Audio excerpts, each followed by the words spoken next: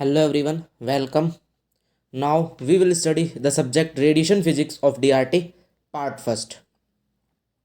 DRT part first में अगर radiation physics के सिलेबस की बात की जाए तो बेसिक कंसेप्ट्स के अंदर अपना एक टॉपिक था इलेक्ट्रिसिटी एंड मैग्नेटिज्म। वहाँ पे बहुत सारे टॉपिक्स इलेक्ट्रिसिटी के थे और बहुत सारे टॉपिक मैग्नेटिज्म के, that means magnets, magnetic property, classification of magnets वगैरह, वो सारी चीज़ें हमने एक टॉपिक में डिस्कस कर ली थी। आज हम एक नया टॉपिक यहाँ पे डिस्कस करेंगे जिसका नाम है इलेक्ट्रोमैग्नेटिक इंडक्शन। जैसा कि हमने जो हमारा लास्ट टॉपिक डिस्कस किया था इलेक्ट्रिसिटी एंड मैग्नेटिज्म, वहाँ पे हमने दो चीज़ों के बारे में बात की थी। एक था आपका इलेक्ट्रिसिटी वर्ड और दूसरा था आपका मैग्नेटिज्म। इलेक्ट्रिसिटी दैट मीन्स वहाँ पे अपन ने करंट के बारे में डिस्कस किया था, इलेक्ट्रिसिटी के बारे में डिस्कस किया था, इलेक्ट्रिक करंट, चार्जेस, इन सब के बारे में डिस्कस किया था। जैसे मैग्नेटिज्म की बात आती है तो अपन ने वहाँ पे मैग्नेट्स के बारे में, मैग्नेटिक प्रॉपर्टीज़ के बारे में डिस्कस किया था। बट यहाँ पे अपने पास दो वर्ड आ रहे हैं, एक आ रहा है इलेक्ट्रो, एक आ रहा है मैग्नेटिक, ठीक है। और इनके साथ में एक और वर्ड ऐड होता है जिसका नाम है इंडक्शन। जैसा कि अगर आपको याद हो तो दो प्रकार के इंडक्शन हमने पढ़े थे, एक था आपका इलेक्ट्रोस्टैटिक इंडक्शन और एक था आपका मैग्नेटिक इंडक्शन। इलेक्ट्रोस्टैटिक इंडक्शन में हमने क्या किया था कि हम एक चार्ज्ड बॉडी से एक न्यूट्रल बॉडी को चार्ज करते हैं, ठीक है। दैट मीन्स एक चार्ज को हम ट्रांसफर करते हैं एक बॉडी से दूसरी बॉडी में। अपन मान सकते हैं चार्ज ट्रांसफर होता नहीं है, बट अपन क्या कर रहे हैं कि चार्ज बॉडी से अनचार्ज बॉडी को चार्ज करते हैं। वो प्रोसेस आपकी इलेक्ट्रोस्टैटिक इंडक्शन कहलाती है। दूसरी बात करते हैं अपन मैग्नेटिक इंडक्शन। मैग्नेटिक इंडक्शन आपका क्या था कि आप मैग्नेट की सहायता से या फिर मैग्नेटिक फील्ड की सहायता से एक न्यूट्रल सब्सटेंस को आप वहाँ पे क्या कर रहे थे, मैग्नेट में कन्वर्ट कर रहे थे, ठीक है। मैग्नेटिक प्रॉपर्टी ट्रांसफर कर रहे थे। वो प्रोसेस आपकी क्या कहलाती है, मैग्नेटिक इंडक्शन कहलाती है। तो वहाँ पे आपने दो चीज़ें समझी कि जो आपका इलेक्ट्रोस्टैटिक इंडक्शन था वहाँ पे आपने केवल चार्जेस की बात की, मैग्नेट का वहाँ पे कुछ लेन देन नहीं था। जैसे अपन बात करते हैं वहाँ पे मैग्नेट की, मैग्नेटिज्म के अंदर मैग्नेटिक इंडक्शन की, तो वहां पे अब आपके चार्जेस की बात नहीं है, इलेक्ट्रिसिटी की बात नहीं। बट यहाँ पे अब जो आपका टॉपिक है वहां पे दो चीजें हैं, इलेक्ट्रो और मैग्नेटिक। इंडक्शन समझ में आएगा इंडक्शन क्या चीज़ है, ठीक है। तो अब यहाँ पे आप अगर बात की जाए नॉर्मल सिंपल, तो इलेक्ट्रोस्टैटिक और आपका जो मैग्नेटिक इंडक्शन है उन दोनों को हम यहाँ पे मिला के बात करेंगे, ठीक है। दैट मीन्स यहाँ पे इंडक्शन होगा, ठीक है। इंडक्शन का मतलब आप समझ गए कि एक बॉडी आपकी न्यूट्रल है या फिर दूसरी बॉडी की सहायता से आप कुछ ना कुछ प्रोड्यूस कर रहे हो, कुछ प्रॉपर्टीज प्रोड्यूस कर रहे हो, वो चीज़ें आपकी इंडक्शन कहलाती है। इंड्यूस्ड, उत्पन्न करना, प्रॉपर्टीज को उत्पन्न करना, ठीक है। बट यहाँ पे हम बात करेंगे दो चीज़ें आपके पास होंगी, इलेक्ट्रिसिटी भी होगी और मैग्नेटिक फील्ड भी होगा। इसी वजह से इस टॉपिक का नाम रखा गया है इलेक्ट्रोमैग्नेटिक इंडक्शन। दैट मीन्स यहाँ पे दोनों चीज़ें होंगी एक साथ, इलेक्ट्रिसिटी भी होगी, इलेक्ट्रिक करंट भी होगा, चार्जेस भी होंगे यहाँ पे, ठीक है। और साथ में आपका मैग्नेटिक फील्ड, मैग्नेटिक प्रॉपर्टी भी होगी। तो इन दोनों चीज़ों की सहायता से हम इंडक्शन पढ़ते हैं, ठीक है। कि अब आगे इंडक्शन किस तरीके से होता है, क्या क्या इसके अंदर छोटे छोटे टॉपिक्स आएंगे, उन छोटे छोटे टॉपिक्स के बारे में हम डिस्कस करेंगे। फॉर एग्जांपल आपके फराडे के नियम, लेंज के नियम, फ्लेमिंग्स का जो राइट हैंड रूल है। और मेन जो टॉपिक आता है दैट मीन्स यहाँ पे मेन जो सब टॉपिक आएगा इस बड़े टॉपिक के अंदर, वो आपका आएगा यहाँ पे ट्रांसफॉर्मर, ठीक है, जो आपके सिलेबस में है और इस पे क्वेश्चन बनता है, बहुत इंपॉर्टेंट टॉपिक है, ठीक है। तो इसके बारे में हम यहाँ पे डिस्कस करें। ऑब्वियसली बात अपना यही है, मोटिव यही है कि अपने को ट्रांसफॉर्मर पढ़ना है। बट ट्रांसफॉर्मर के प्रिंसिपल के लिए हमको उसकी जो छोटी छोटी टर्मिनोलॉजीज हैं उनको यहाँ पे पढ़ना पड़ेगा, ठीक है। तो उनके लिए हम लोग ये टॉपिक पढ़ रहे हैं। तो अब अपन बात करते हैं इलेक्ट्रोमैग्नेटिक इंडक्शन की। हम स्टार्टिंग यहीं से करेंगे अपनी कि इलेक्ट्रोमैग्नेटिक इंडक्शन होता क्या है। तो जैसे ही हम इलेक्ट्रोमैग्नेटिक इंडक्शन पढ़ते हैं तो इलेक्ट्रोमैग्नेटिक इंडक्शन में एक टर्मिनोलॉजी आती है, एक वर्ड आती है जिसका नाम है इलेक्ट्रोमोटिव फोर्स। तो जैसा कि बात की जाए, हम अगर इलेक्ट्रोमोटिव फोर्स से अगर स्टार्टिंग करते हैं तो हम पहुंच जाएंगे इलेक्ट्रोमैग्नेटिक इंडक्शन पे। अगर हम यहाँ पे डायरेक्टली इलेक्ट्रोमैग्नेटिक इंडक्शन की बात करेंगे तो आपको समझ में नहीं आएगा कि इलेक्ट्रोमोटिव फोर्स क्या। तो सबसे पहले अपन बात कर लेते हैं इलेक्ट्रोमोटिव फोर्स की।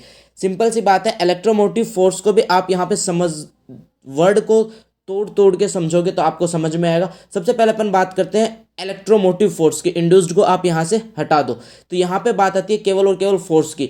फोर्स दैट मीन्स बल उत्पन्न हो रहा है, ठीक है, या फिर बल से इसको अपन रिलेट करते हैं। अब यहाँ पे दो चीजें आती हैं आपके पास में, इलेक्ट्रो और मोटिव। इलेक्ट्रो का मतलब है यहाँ पे इलेक्ट्रॉन से रिलेटेड, ठीक है। जैसा कि आपका इलेक्ट्रोमैग्नेटिक में था इलेक्ट्रिसिटी दैट मीन्स चार्जेस और चार्जेस इलेक्ट्रॉन्स, ठीक है। मोटिव दैट मीन्स मोशन कराना, ठीक है। इलेक्ट्रोमोटिव फोर्स, ऐसा बल जो इलेक्ट्रॉन्स में मोशन करा दे, वो फोर्स कौन सा फोर्स कहलाता है? इलेक्ट्रोमोटिव फोर्स कहलाता है। इलेक्ट्रॉन्स में मोशन कराने वाला दैट मीन्स चार्जेस में मोशन कराने वाला बल क्या कहलाता है? इलेक्ट्रोमोटिव फोर्स कहलाता है। अब अपन बात करते हैं यहाँ पे इंड्यूस्ड का मतलब उत्पन्न होना, ठीक है। किसी भी कंडक्टर में ऐसा फोर्स उत्पन्न हो रहा है जो कि क्या करा रहा है? उस कंडक्टर में इलेक्ट्रॉन्स और चार्जेस को मूव करा रहा है, वो क्या कहलाएगा? इंड्यूस्ड इलेक्ट्रोमोटिव फोर्स कहलाएगा, ठीक है। तो अब अपन बात करते हैं इन 1831 में माइकल फराडे। अपन यहाँ पे जितनी भी बातें करेंगे वो फराडे की बात करेंगे, क्योंकि इलेक्ट्रोमैग्नेटिक इंडक्शन के बारे में किसने बताया था? फराडे ने ही बताया था, ठीक है। तो Michael Faraday showed that the production of current from a magnetic field, उसने देखा कि मैग्नेटिक फील्ड से क्या कर सकते हैं अपन? करंट का प्रोडक्शन कर सकते हैं। ये चीज़ उसने ऑब्जर्व की, तो फिर उसने उस पर क्या किया? प्रैक्टिकल करना शुरू किया।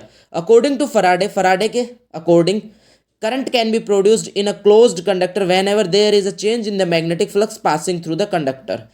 फराडे के अकॉर्डिंग या फिर फराडे आपको ये बताता है कि हम किसी भी क्लोज्ड कंडक्टर में करंट प्रोड्यूस कर सकते हैं, बट कब? Whenever there is a change in the magnetic flux passing through the conductor, उस कंडक्टर में से जो मैग्नेटिक फ्लक्स पास आउट हो रहा है अगर उसमें चेंजेस प्रोड्यूस किए जाएं, उसमें बदलाव लाए जाएं, तो हम उस कंडक्टर में करंट प्रोड्यूस कर सकते हैं। ये आपको फराडे ने बताया।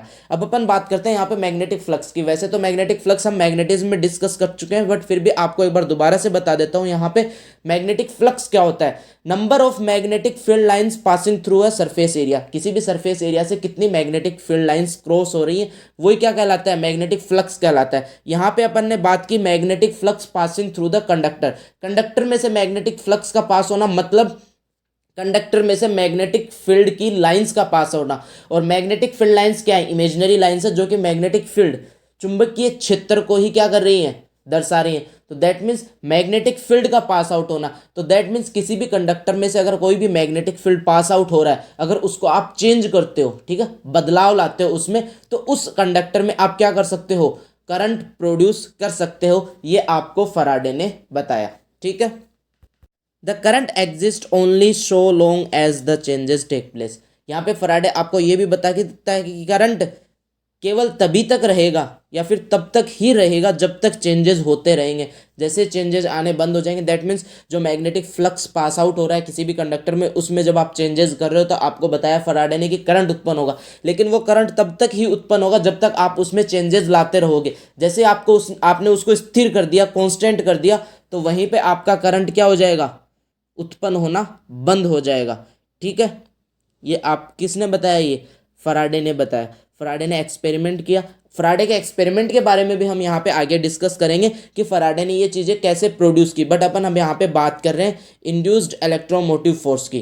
तो यहाँ पे क्या हो रहा है कि the current exist only so long as the changes take place. जो करंट प्रोड्यूस हो रहा था, दैट मीन्स जब किसी भी कंडक्टर में से आप मैग्नेटिक फ्लक्स को पास आउट करते हो, तो जैसे जैसे आप मैग्नेटिक फ्लक्स को चेंज करोगे उस कंडक्टर में करंट उत्पन्न होगा। अब अपन बात करते हैं कि करंट उत्पन्न होता कैसे है, या फिर इससे पहले की प्रोसेस क्या होती है।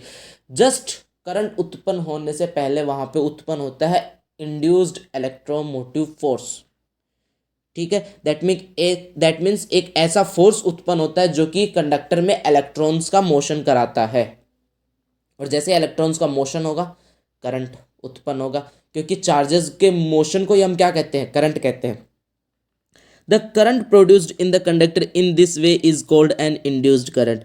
तो इस वे में जो करंट प्रोड्यूस हो रहा है उसको हम करंट को भी नॉर्मल करंट नहीं बोलेंगे, यहाँ पे उसको अपन कौन सा करंट बोलेंगे? इंड्यूस्ड करंट बोलेंगे, बिकॉज हमने वो करंट उत्पन्न किया, और वो भी कैसे उत्पन्न किया? मैग्नेटिक फ्लक्स को चेंज करके, ठीक है। The electromotive force producing the current is called induced EMF. That means जो इलेक्ट्रिक मोटिव फोर्स यहाँ पे करंट को प्रोड्यूस कर रहा है वो यहाँ पे कौन सा ईएमएफ कहलाएगा? Induced EMF. ईएमएफ की फुल फॉर्म है इलेक्ट्रोमोटिव फोर्स। आपका जो ऑब्वियस सी बात है कि किसी भी कंडक्टर में जो करंट दौड़ता है वो किसके कारण दौड़ता है? इलेक्ट्रोमोटिव फोर्स के कारण, ठीक है, वहाँ पे एक बल लगता है, बल दैट मीन्स जो कि इलेक्ट्रॉन्स को मूव कराता है, ठीक है, तो वो फोर्स आपका कौन सा कहलाता है, इलेक्ट्रोमोटिव फोर्स। यहाँ पे आपके क्या था कि करंट आपने उत्पन्न किया, इंड्यूस्ड किया, इंड्यूस्ड का मतलब उत्पन्न होना, तो वो करंट कौन सा कहलाया, इंड्यूस्ड करंट कहलाया।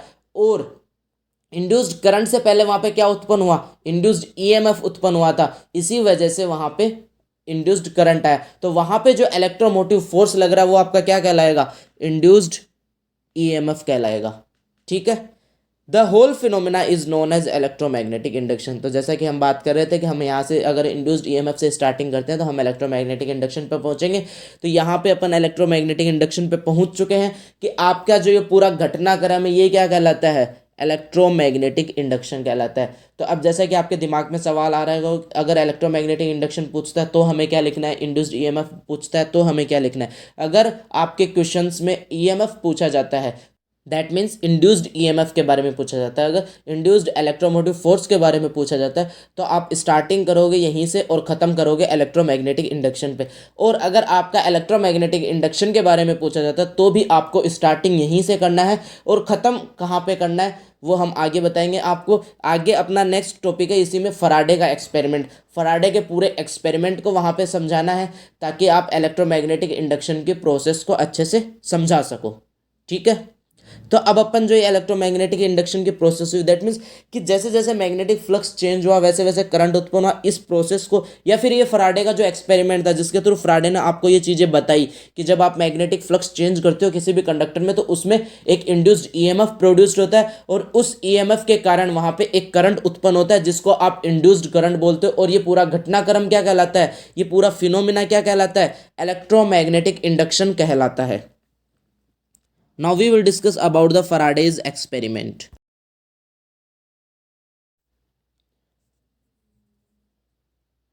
तो जो आपका फराडे का एक्सपेरिमेंट था, एक्सपेरिमेंट को समझने के लिए या फिर समझने से पहले हमें समझना होगा कि उसने एक्सपेरिमेंट में कौन कौन से कंपोनेंट्स लिए थे। तो जैसा कि आप डायग्राम में देख रहे हो उसके पास में 3 कंपोनेंट है, एक है बार मैग्नेट, ठीक है, उसके पास में एक कोयल लगी हुई है और उस कोयल को उसने एक गैल्वेनोमीटर से कनेक्ट किया है, ठीक है।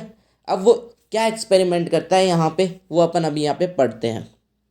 सबसे पहले उसके कंपेरिमेंट जो एक्सपेरिमेंट था उसके कंपोनेंट्स के बारे में डिस्कस करते हैं। Consider a coil connected to a galvanometer, एक कोयल है वो गैल्वेनोमीटर से कनेक्ट की गई है। तो गैल्वेनोमीटर से क्यों कनेक्ट की गई है, गैल्वेनोमीटर का आपका पता है, गैल्वेनोमीटर एक ऐसी डिवाइस है जो कि करंट के इंडिकेशन को बताती है, दैट मीन्स किसी भी सर्किट में करंट फ्लो हो रहा है या नहीं हो रहा, उसके बारे में आपको कौन बताता है, गैल्वेनोमीटर बताता है। इसके बारे में हमने डिस्कस किया था।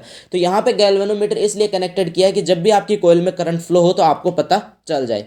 If a bar magnet is moved into the coil the galvanometer show a deflection in one direction. जैसे ही आप क्या करोगे, इस बार मैग्नेट को इस कोयल के अंदर की तरफ लेके जाओगे, यानी मैं इसके पास लेके जाओगे, तो क्या होगा, गैल्वेनोमीटर में एक डिफ्लेक्शन आपको नजर आएगा, दैट मीन्स वहां पे करंट शो होगा इन वन डायरेक्शन, एक डायरेक्शन में, ठीक है। अब होता है क्या ये अपन यहाँ पे डिस्कस करते हैं। मैग्नेट है यहाँ पे पास में रखी हुई है, मैग्नेट के चारों तरफ क्या होगा, मैग्नेटिक फील्ड प्रोड्यूस होगा।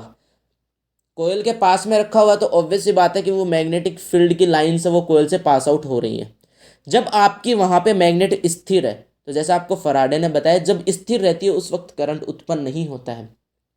जैसे ही आप मैग्नेट को पास लेके जाओगे तो मैग्नेटिक फील्ड क्या होगा, स्ट्रॉन्ग होता जाएगा, दैट मीन्स मैग्नेटिक फ्लक्स में चेंज आएगा। अपन बात कर रहे हैं केवल चेंजेस की, चाहे वो स्ट्रॉन्ग हो चाहे वो वीक हो, ठीक है, अपन बात कर रहे हैं यहाँ पे केवल चेंजेस की। तो जैसे आप इसको पास में लेके जाओगे यहाँ पे चेंजेस उत्पन्न होंगे, और जैसे ही कोयल के अंदर जो मैग्नेटिक फील्ड था उसमें चेंजेस उत्पन्न हुए, कोयल में करंट उत्पन्न होगा। ये अभी जस्ट अपन ने इलेक्ट्रोमैग्नेटिक इंडक्शन में पढ़ा।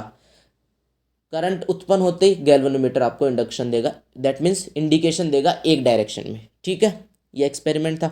If the magnet is withdrawn from the coil, अगर हम मैग्नेट को दूर लेके जाएंगे, पहले स्थिर थी, पहले पास लेके गए, फिर अब हम क्या कर रहे हैं, मैग्नेट को दूर लेके जा रहे हैं। जब आप दूर लेके जाओगे तब भी क्या होगा, मैग्नेटिक फ्लक्स चेंज होगा।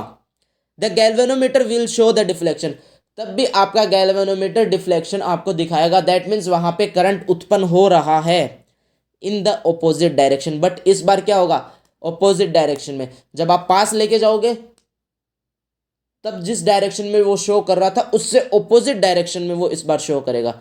दैट मीन्स यहाँ पे डायरेक्शन चेंज होगी बट करंट जरूर उत्पन्न होगा। तो जैसा आपको फराडे ने बताया वैसा आपको यहाँ पे देखने को मिलेगा, ठीक है। This shows the production of induced EMF in the coil. ये आपको क्या दिखा रहा है यहाँ पे कि कोयल में इंड्यूस्ड ईएमएफ का प्रोडक्शन हो रहा है, दैट मीन्स इलेक्ट्रोमोटिव फोर्स का प्रोडक्शन हो रहा है। When ever the magnet is moved, जब आप मैग्नेट को मूव करते हो, अब चाहे मैग्नेट को आप पास लेके जाओ या फिर मैग्नेट को दूर लेके जाओ, जब आप मैग्नेट को मूव करोगे वहां पे इलेक्ट्रोमोटिव फोर्स प्रोडक्शन होगा, ठीक है। और जब मैग्नेट को मूव कर रहे हो तो क्यों हो रहा है, क्योंकि वहां पे मैग्नेटिक फ्लक्स चेंज हो रहा है। Reversal of the movement result in the reversal of EMF. जैसे आप मूवमेंट्स को रिवर्स करते हो, चेंज करते हो, तो आपका जो ईएमएफ प्रोड्यूस हो रहा है वो भी रिवर्स होगा, और जैसे ही ईएमएफ रिवर्स होगा करंट की डायरेक्शन भी क्या हो जाएगी, रिवर्स हो जाएगी। If the magnet is moved more quickly relative to the coil, a larger EMF will be induced.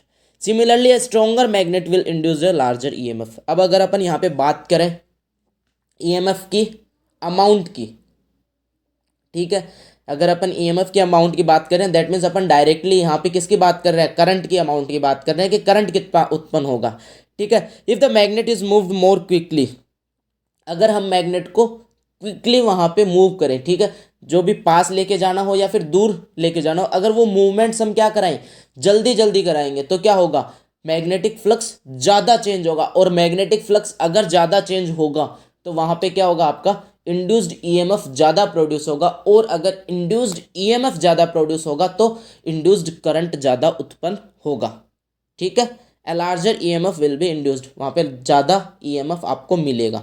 Similarly A stronger magnet will induce a large, और इसी तरीके से अगर आप वहाँ पे मैग्नेट बड़ी काम में लेते हो, ठीक है, छोटी के बजाय, जैसे आप मैग्नेट की साइज बढ़ाओगे तो ऑब्वियस सी बात है जैसे जैसे आप मैग्नेट की साइज बढ़ाओगे मैग्नेटिक फील्ड की अमाउंट बढ़ेगी, और मैग्नेटिक फील्ड की अमाउंट बढ़ेगी तो मैग्नेटिक फ्लक्स में जो आप चेंज कर रहे हो वहाँ पे चेंजेस की अमाउंट बढ़ेगी, मतलब बदलाव की अमाउंट बढ़ेगी, और जितना ज़्यादा वो बदलेगा उतना ज़्यादा ही वहाँ पे करंट उत्पन्न होगा। और करंट किससे उत्पन्न होता है, ईएमएफ से। वहाँ पे तो पहले ईएमएफ उत्पन्न होगा और फिर करंट उत्पन्न होगा।